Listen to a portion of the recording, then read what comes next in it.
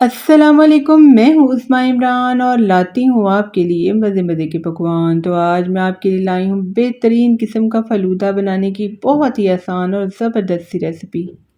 घर में मौजूद चीज़ों से बहुत ही आसान तरीके से मैं आपको इसकी सेवइयाँ बनाना सिखाऊँगी। आप देखेंगे कि हम कैसे झटपट से चंद चीज़ों से बेहतरीन किस्म का फ़लूदा बनाकर तैयार कर लेंगे। तो आपने रेसिपी को गौर से देखना है ताकि आपसे कोई टिप्स एंड ट्रिक्स मिस ना हो जाए और आप मुझसे भी ज़्यादा बेहतरीन किस्म का फ़लूदा बनाकर घरवालों को खुश कर सकें। तो चलें जी शुरू कर लेते हैं अपनी ज़बरदस्त सी ठंडी-ठंडी और समर स्पेशल रेसिपी को बनाना। बिस्मिल्लाहिर्रहमानिर्रहीम। तो अपना ज़बरदस्त सा फ़लूदा तैयार करने के लिए सबसे पहले हम इसका खोया तैयार कर लेंगे, यानी खोए वाला दूध बनाएँगे। तो दूध मैंने ले लिया है 1.5 लीटर, अच्छी क्वालिटी का दूध लेंगे तो आपका खोया अच्छा बनेगा और आपका फ़लूदा भी उतना ही ज़्यादा मज़े का बनकर तैयार होगा। इसके अंदर मैं कोई भी एडिशनल चीज़ इस्तेमाल नहीं करूँगी सिवाय चीनी के। इसी दूध को हम पका-पका कर गाढ़ा करेंगे। अच्छा, अभी मैं आपको बेसिक फ़ालूदा बनाना सिखा रही हूँ। अभी मैं आपको रबड़ी वाला दूध बनाना नहीं सिखा रही, ना ही हम रबड़ी वाला फ़ालूदा बनाएँगे। लेकिन ये बेसिक फ़ालूदा भी बहुत ही ज़्यादा मज़े का बनेगा। दूध को हमने बॉयल करने के लिए रख दिया है। इतनी देर में हम क्या करेंगे कि आधा कप मैंने ले लिया है कॉर्नफ्लोर। इसको हम डाल लेंगे किसी भी पैन में। नॉन स्टिक होना ज़रूरी नहीं है, आप कोई भी नॉर्मल अपने घर में इस्तेमाल वाला पैन ले सकते हैं। इसके अंदर हमें शामिल करना है पानी और पानी का रेशियो हम इस तरह से रखेंगे कि अगर आधा कप कॉर्नफ्लोर लेंगे तो 1.5 कप पानी हमें इस्तेमाल करना है। अगर 1 कप कॉर्नफ्लोर इस्तेमाल करेंगे तो 3 कप पानी रहेगा, यानी हमें 1.5 गुना पानी इसके अंदर इस्तेमाल करना है। अब ये देखें 1 कप मैंने पहले शामिल किया था, आधा कप मैंने बाद में शामिल कर दिया। जिस बर्तन के साथ आप कॉर्नफ्लोर की मेजरिंग करेंगे, किसी भी प्याली के साथ या कप के साथ, उसी के साथ आप पानी की भी मेजरिंग करेंगे। बस इस रेशियो का आपने ख्याल रखना है और इसमें कोई भी मुश्किल टिप्स एंड ट्रिक्स नहीं है। आगे चल के आप देखेंगे कि मैं आपको इसी तरह से छोटी-छोटी सी टिप्स दूँगी, वो आप ध्यान से देख लीजिएगा ताकि आपका काम भी इसी तरह से आसान हो जाए। इसको मैं अच्छी तरह से मिक्स कर लूँगी ताकि इसके अंदर कोई गुठली, कोई दाना वगैरह ना रहे। चूल्हे के ऊपर रख के मैं आपको इसलिए नहीं बता रही कि बाज़ औक़ात वो सँभाला नहीं जाता, एकदम से गाढ़ा हो जाता है, उसके अंदर गुठलियाँ बन जाती हैं, इसलिए आपको पहले से ही इसकी अच्छी-सी मिक्सिंग कर लेनी है। अब ये देखिए अच्छी तरह से मैंने इसको मिक्स कर लिया है 1-2 मिनट और अब हम फिर से दूध की तरफ आएँगे। दूध हमारा साथ-साथ पक रहा था, इसको मैंने 1-2 बार हिलाया भी है। जब पतला हो तब तो आपको इसको ज़्यादा हिलाने की ज़रूरत नहीं है, लेकिन जब गाढ़ा होना शुरू हो जाए ना तब आपने इसको ख़्याल से बार-बार हिलाना है ताकि ये नीचे लग ना जाए। अगर ये लग जाए ना तो इसका ज़ायका ख़राब हो जाएगा, जो बिल्कुल भी आपको खाने में मज़ा नहीं देगा और इसके अंदर ब्लैक-ब्लैक से चंक्स शामिल हो जाएँगे। जो नीचे लगा होता है ना दूध, वो दूध के अंदर शामिल हो जाता है। इसको हम शिफ्ट करेंगे दूसरे चूल्हे पे ताकि साथ-साथ ये भी पकता रहे और हम ले आएँगे अपना कॉर्नफ्लोर वाला पैन।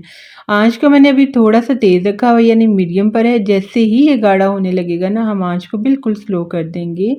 आपने इसके अंदर मुसलसल चम्मच हिलाते रहना है। इसको बस 2-3 मिनट ही लगेंगे गाढ़ा होने में, इससे ज़्यादा टाइम नहीं लगेगा। आधा कप कॉर्नफ्लोर के अंदर आप आराम से 4 से 5 प्यालियाँ फ़ालूदे की बना सकते हैं। अच्छा जी, अब ये देखें थोड़ा-थोड़ा सा गाढ़ा होना शुरू हो गया है, हल्के-हल्के से इसके अंदर लम्स बनना शुरू हो गए हैं, लेकिन ये लम्स गुठलियों वाले नहीं हैं, ख़राब वाले नहीं हैं क्योंकि हमने इसको मुसलसल हिलाया है। फ्लेम को मैंने अब मज़ीद हल्का कर दिया है ताकि एकदम से ये गाढ़ा ना हो या सख्त वाली गुठली ना बने। अब जैसे ही आपको लगेगा ना कि ये ट्रांसपेरेंट सा हो गया, बिल्कुल वाइट सा हो गया है, तब आपने फ्लेम को ऑफ़ कर देना है। इसको ओवर कुक नहीं करना। अगर आप ओवर कुक करेंगे ना तो आपकी ये सेवइयाँ नहीं निकलेंगी पाइपिंग बैग में से और आपको मुश्किल पेश आएगी। अब ये देखिए ये बिल्कुल रेडी हो गया है, बस हमें इसको इसी तरह का करना था। इससे ज़्यादा हमने इसको नहीं पकाना। जैसे ही आपको लगे ना कि ये गाढ़ा होने के बाद वाइट हुआ है और उसके बाद ट्रांसपेरेंट सा हो गया है तो बस आपने इसको उतार लेना है। फ्लेम को हम कर देंगे ऑफ और इसको हम शिफ्ट करेंगे पाइपिंग बैग के अंदर। अच्छा, आप पाइपिंग बैग भी इस्तेमाल कर सकते हैं, आप केचप की बॉटल भी इस्तेमाल कर सकते हैं, आप दालों के पैकेट भी इस्तेमाल कर सकते हैं। अब ये पाइपिंग बैग भी बहुत ही आसानी से 150 के काफ़ी सारे मिल जाते हैं और ये किचन में आपको बहुत ज़्यादा काम आते हैं। इसके अंदर हम डाल लेंगे और ये काम आपने पहले से ही करके रख लेना है। आपने अमेज़ा बनाने से पहले ये पाइपिंग बैग इस तरह से बना के रख लेना है ताकि आप फर्स्ट टाइम कर रहे हैं ना, ऐसा ना हो कि आपको इसके अंदर डालते-डालते अमेज़ा ठंडा ना हो जाए। बिल्कुल गरम-गरम आपने इसके अंदर डालना है, लेकिन पाइपिंग बैग आप थोड़ा मोटा ही लीजिएगा, अच्छी क्वालिटी का, ऐसा ना हो कि इसकी हीट के साथ पाइपिंग बैग फट जाए।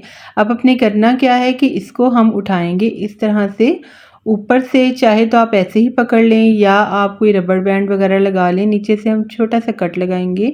जितनी भी आप मोटी सवियाँ चाहते हैं, उतना ही आप उस लिहाज से कट लगा लें। और दूसरा काम आपने पहले से करके ये रखना है कि बर्फ़ के अंदर ठंडा पानी आपने डाल के रख लेना है, ठीक है? ये काम और पाइपिंग बैग वाला काम दोनों आपने पहले से रेडी करके रख लेने हैं, फिर आपने कॉर्नफ्लोर का अमेज़ा तैयार करना है। अब इस तरह से इसको दबाते हुए हम बहुत ही आसानी से इसमें से सवैयाँ निकाल सकते हैं। हाथ में मैंने पकड़ लिया था रुमाल, ताकि जो अमेज़ा है ना, इसकी गरमाइश मेरे हाथ तक ना पहुँचे। बस उसी रुमाल को हम दबाते जाएँगे और नीचे से बेहतरीन किस्म की सवैयाँ निकलती जाएँगी। अब शायद आपको इसमें से अभी नज़र ना आ रहा होगा, लेकिन मैं बाद में आपको दिखाऊँगी हाथ में पकड़ के कि कैसी बेहतरीन किस्म की फ़ालूदा सवैयाँ तैयार हुई हैं।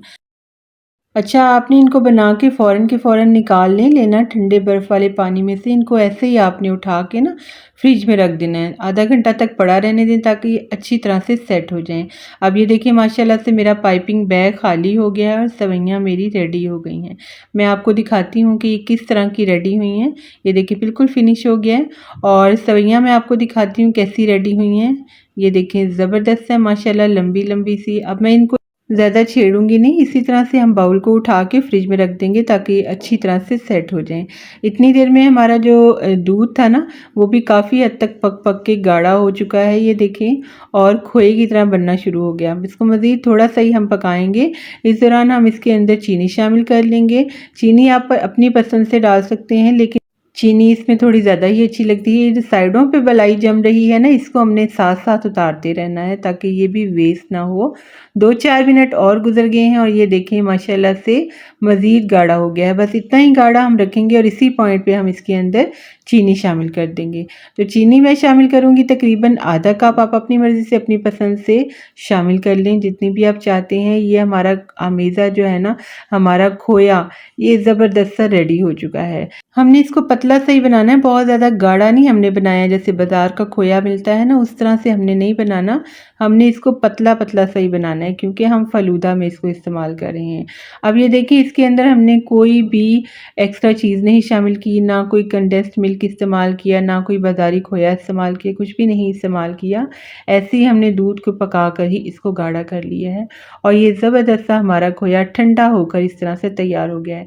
दोनों चीज़ों को हमने अच्छी तरह से ठंडा कर लेना है। इस खोए को भी अच्छा सा ठंडा कर लें फ्रिज में रख के, सवियों को भी अच्छा सा ठंडा कर लें और फिर हम इसकी असेंबलिंग करेंगे। अब ये देखें, ये ठंडा होकर इस तरह का गाढ़ा होना चाहिए, मैंने आपको दिखा दिया है। और ये हमारी फ़ालूदा सवैयाँ हैं, इनको भी मैंने आधा घंटा ऐसे ही रखा था ठंडे पानी में फ्रिज में और अब ये देखें बिल्कुल सेट हो गई हैं। दोनों चीज़ें हमारी अच्छी सी सेट हो गई हैं, चिल हो गई हैं, ठंडी हो गई हैं। तो चलिए अब हम इनको असेंबल करते हैं। बाउल में मैंने डाल लिया, आप बाउल ले लें, ग्लास ले लें, जो भी आपको अच्छा लगे, जिसमें भी आपको प्रेज़ेंट करना हो।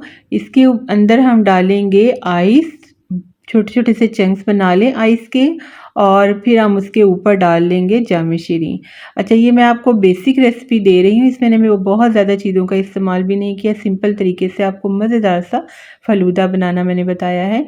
तो मैं इसके अंदर जाम शीरी का इस्तेमाल करूँगी ताकि ज़रा हमारा काम आसान हो जाए और इसको मैंने साइडों पे इसलिए इस तरह से मैंने लगाया है ताकि ज़रा ये सज जाए, ग्लास के बाहर से इसकी लुक अच्छी आए इस तरह से। अब इसके अंदर हम डालेंगे फ़ालूदे की सवैयाँ और फिर उसके ऊपर हम खोया डालेंगे। अब यहाँ पे इस पॉइंट पे आपकी मर्ज़ी है, आप इसके अंदर वेरिएशन कर सकते हैं। आप इसके अंदर जेलीज़ का इस्तेमाल कर सकते हैं, तुख़्म मलंगा का इस्तेमाल कर सकते हैं, आप गूंद के तीरा का इस्तेमाल कर सकते हैं, बहुत ही अच्छा होता है, ठंडा होता है।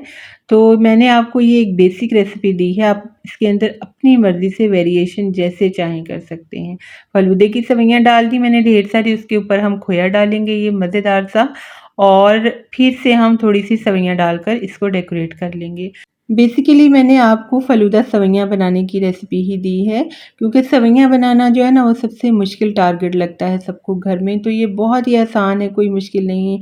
छोटी-छोटी टिप्स जो मैंने आपको दी हैं ना, आपने उनका ख़्याल रखना है कि आपने मेज़ा बनने के बाद ना, जो फ़लूदे का मेज़ा है, इसको बनाने के बाद आपने इसको ओवर कुक नहीं करना। जैसे ही गाढ़ा हो जाए, ट्रांसपेरेंट सा हो जाए, व्हाइट सा हो जाए, वैसे ही आपने इसको उतार लेना है। अगर आप इसको ओवर कुक कर लेंगे, गाढ़ा कर लेंगे, तो वो पाइपिंग बैग के अंदर फँस जाएगा और आपसे उसकी सवइयाँ नहीं निकलेंगी।